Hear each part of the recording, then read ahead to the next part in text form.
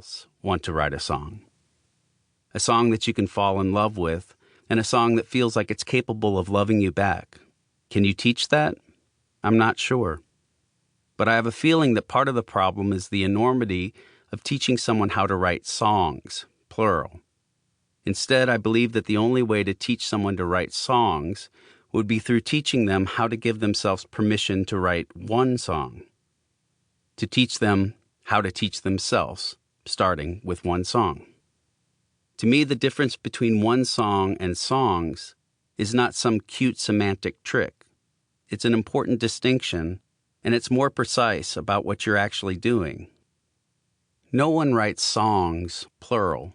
They write one song, and then another. And it's also a reminder of what you really want, or what I think you should really want, which is to disappear, to watch your concept of time evaporate, to live at least once inside a moment when you aren't trying to do anything or be anything anymore, to spend time in a place where you just are. Okay? Okay, that's all. That's something that doesn't happen through songs, plural. It happens only when you've lost yourself in the process of making one song.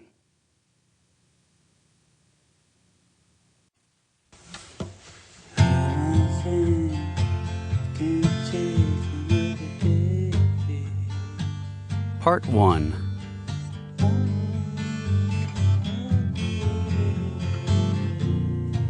One. Why? Or do you need a reason to write a song?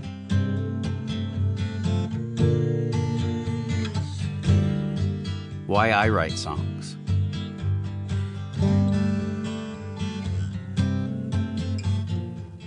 Long before I wrote my first song, I thought of myself as a songwriter. I would say to people, guess what? I'm a songwriter. Not, I might like to try my hand at songwriting someday.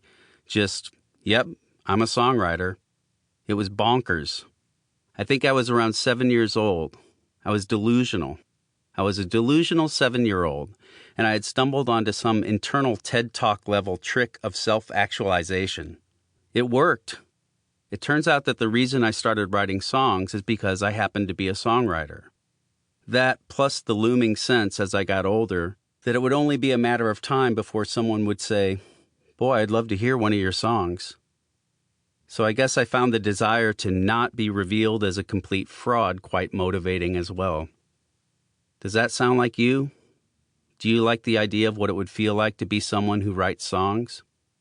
Is that your answer to the question, what do you want to be when you grow up?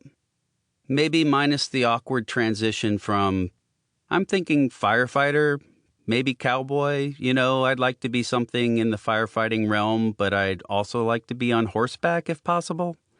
To the crazy conviction of songwriter, next question, Grandpa. Maybe your internal dialogue sounds something more like this. I'd really like to be able to maybe write songs someday. Okay, let me just settle this right off the bat. You're a songwriter, no doubt about it. And definitely as much as I was before I wrote any songs. Phew, I'm glad we got that out of the way. All right then, thanks for buying the book.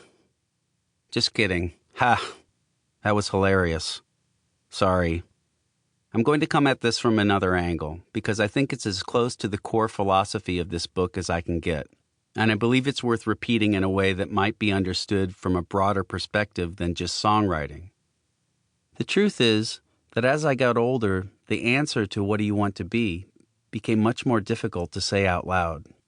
Even though I always had a pretty good idea that I wanted to write poems and songs and play music, I always had a hard time telling people that I wanted to be a poet or a songwriter or an artist. It still feels wrong sometimes to label myself as something so grand in my estimation. Why? Is it false modesty? I doubt it. My ego seems sturdy enough these days to tolerate some aggrandizement. I think the disconnect is more related to the idea of being anything when it's the doing that's most rewarding.